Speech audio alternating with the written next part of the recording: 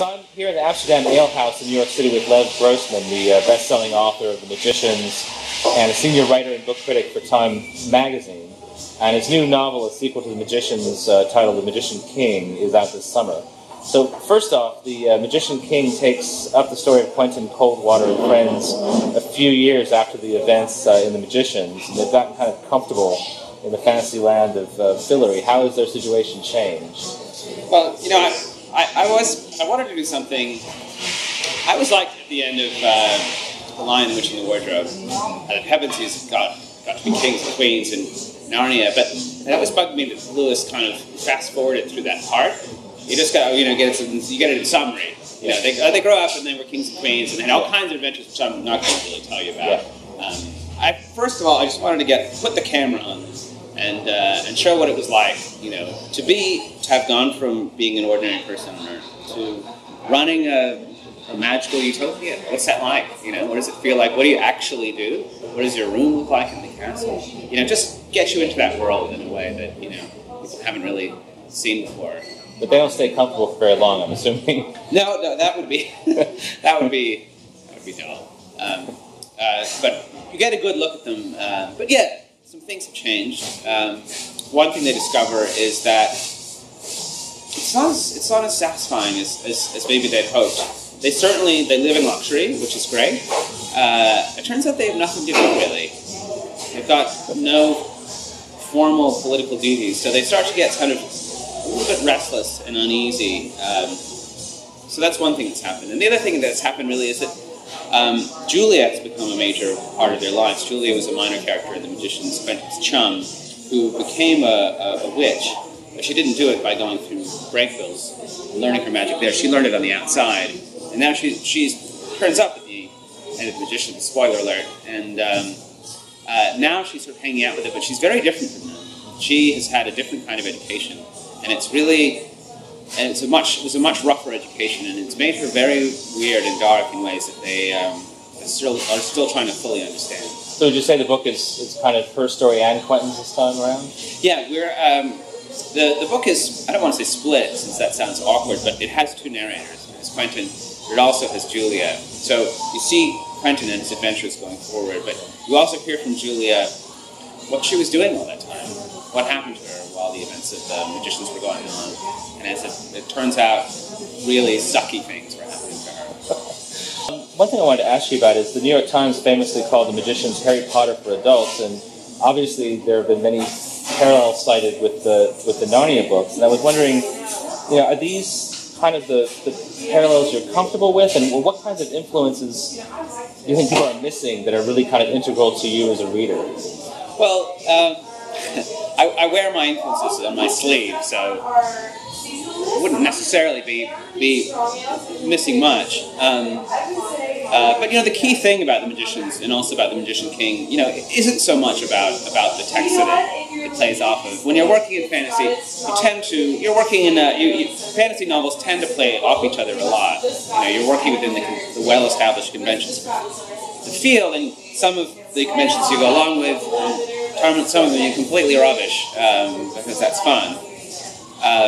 So, you know, there isn't very much Harry Potter in this book at all. It's not about people learning through magic. It's people who are in the full flush of their magical power and wielding it as they see fit. It's very much about Narnia and about those books. I sort of thought, once I'd written The Magicians, which was a lot like, in some ways, analogous to The Lion, the Witch, and the Wardrobe, I thought, well, what if I wrote my Dawn Treader? What would the Dawn Treader look like if it were written now for adults? Because it was always one of my favorites, you know, and I wanted to take that idea of a quest and just mess around with it. Have you gone back and reread the Narnia books recently, or? Yeah, I did. I didn't read all of them this time, but I read a few of them. I keep in touch with them. I find they really hold up, which I wouldn't say of everything that I read when I was a kid, but Lewis is a real craftsman and a real smart guy. The second book seems like it's definitely different in focus. What kind of challenges did you face as a writer that you didn't face with the first book? Well, that's a good question. I mean, in some ways, this was easier. I mean, it's you know, it wasn't. This isn't a coming of age book. It's a quest story. So it plays off of Dawn Treader, but also Sir Thomas Malory, Mort d'Arthur. It plays off of Homer. It was a real fun book to write. You know, just putting a guy in a ship, sending him out over the horizon.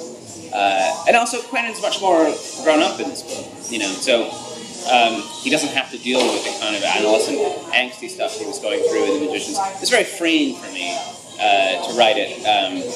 It was very fun. And I guess, you know, I had a lot more leeway. I liked to sort of joust with J.K. Rowling and Lewis in The Magicians. Here, it was much more free. It wasn't more, where I wasn't playing those games so much. So I could just sort of take it wherever I wanted, which was freeing, but also scary. Well, what was the most fun? Was there a scene or a character or a situation that you just had a lot of fun writing? I mean, over and above anything else in the book? Or? The revelation for me was the parts about Julia. Okay.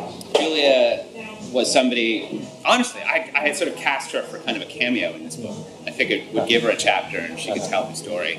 But once, you know, I sort of took the cork out of that bottle, I mean, just the genie came out, you know, and suddenly it was all this stuff in there that was just really rough and raw and emotional.